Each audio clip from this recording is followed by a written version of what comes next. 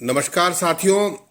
आपके सामने मैं अपना उद्बोधन करने से पहले आप सबको बधाई देता हूं कि हिंदुस्तान की सियासत में जिस प्रकार तानाशाहों के खिलाफ देश की जनता अपनी आवाज़ बुलंद करने लगी है, उसी क्रम में आज प्रधानमंत्री अपनी सभी जो एजेंडा है उनके मन में छुपा हुआ है नफरत का एजेंडा, उसको ताक पर रखकर कहीं ना कहीं ओबीसी वर्ग के लिए सोचने लगे हैं।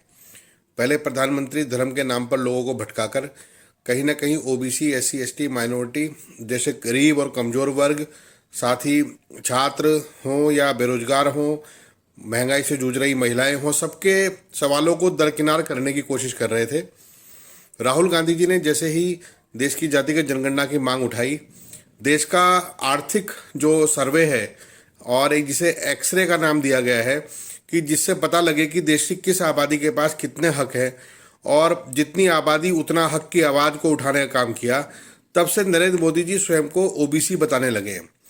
आप सबके लिए बता दूं कि नरेंद्र मोदी जी 2012 के समय में अपनी जाति को ओबीसी में लाए।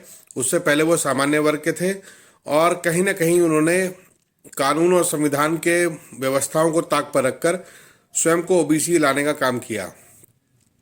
लेकिन उन्होंने ओबीसी वर्ग के लिए जो कार्य किए, मैं उनका उल्लेख आपके सामने करता हूं थोड़ा सा। उन्होंने देश के टॉप 40 यूनिवर्सिटीज़ में, विश्वविद्यालयों में जो ओबीसी वर्ग की नियुक्तियां थी उसको खारिज करने अथवा कम करने का काम किया। उन्होंने देश के ओबीसी का आरक्षण नगर निकाय से लेकर हर जगह घटाने का काम किया। उन्होंने ओबीसी वर्ग को मुद्रा लोन से वंचित रखा, शिक्षा के अवसरों से भी वंचित रखा और महंगी शिक्षा करके कमजोर और पिछड़े वर्ग के लोगों की शिक्षा पर कुल्हाड़ी चलाने का काम किया है।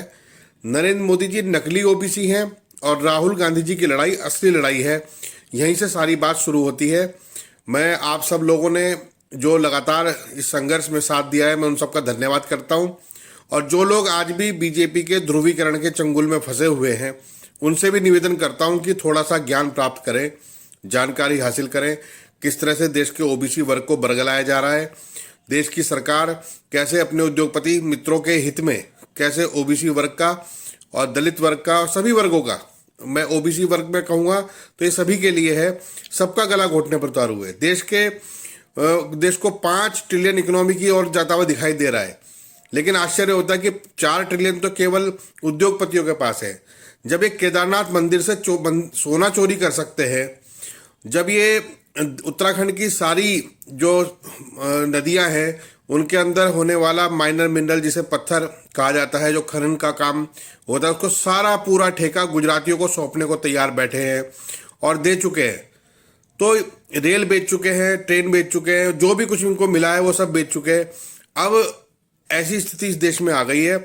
एक आर्थिक आतंकवाद इनके 15 उद्योगपतियों द्वारा किया जा रहा है। पेटीएम जैसी कंपनियां जो मोदी जी के कृपा से चलने वाली थी, आज वो भ्रष्टाचार और जो अपने यहाँ जो नियमानुसार कार्य नहीं करती, तो उनको वहाँ से हटाया गया है। मेरा सीधा सीधा एक कहना है कि भारतीय जनता पार्टी के प्रधानमंत्री केवल उद्योगपतियों के प्रतिनिधि हैं। वो 15 उद्योगपति जो इनके चैनल चलाते हैं, जो पत्रकारों को कंट्रोल करते हैं और जो ईडी, सीबीआई और इनका प्रयोग करते हुए विपक्षी दलों को और छोटे छोटे दलों को खरीदने की योजना बना रहे हैं। आज 40 से अधिक संगठनों का जो दल है वो तो हो गया केवल मोदी अकेला। और आज जो इंडिया गठबंधन के लिए जो 17-18 दल अभी हैं या 25 दल हैं या कितने दल हैं, अभी तो उनकी गिनती जारी इसलिए करनी पड़ती है क्योंकि हर रोज मोदी जी किसी न किसी को खरीद कर ले जाने की कोशिश कर रहे हैं। लेकिन इंडिया गठबंधन का अंग होने के कारण हमें खुशी है कि कमजोर कड़ियों को निकालने का काम मोदी जी कर रहे हैं। जो बिका हुआ माल है या कमजोर माल है वो निकल रहा है और मजबूत और ठोस लोग एक साथ एकजुट हो रहे हैं इस तानाशाही सरकार के खिलाफ। हमारी लड़ाई में योगदान यही है कि हम देश के सामने केवल सच्चाई रखें कि कैसे देश के सार्वजनिक संस्थानों में, सरकार के विभागों में नौकरियों को घटाया गया है, कैसे समानता का अवसर समाप्त किया जा रहा है और कैसे इस देश की सरकार अपने उद्योगपति मित्रों के लिए नफरत का जहर फैलाकर देश को कमजोर करके, देश की जो लोगों के सोचने की क्षमता है उसको डाइवर्ट करके कैसे उद्योगपतियों की जेब भरने में लगी हुई है। हम सब इस सरकार की इस काली मानसिकता के खिलाफ हैं, निरंतर संघर्ष कर रहे हैं और आप सब लोगों से भी अपेक्षा करते हैं कि कांग्रेस और इंडिया गठबंधन के साथ खड़े हों और इस तानाशाही सरकार के खिलाफ खड़े हों, ताकि महंगाई, भ्रष्टाचार और बेरोजगारी जैसे सवालों का जवाब हम देश के युवाओं के सामने, महिलाओं के सामने रख सकें और हम देश को एक ऐसी सरकार दें जो देश के लिए न्याय और कल्याणकारी करे, ना कि किसी उद्योगपति के दरबारी बनकर रहे। मैं आप सब लोगों से अपेक्षा करता हूं कि ईमानदार मीडिया का भी साथ दें और सब लोग मजबूती के साथ संघर्ष करें। जय हिंद, जय भारत, भारत माता की जय।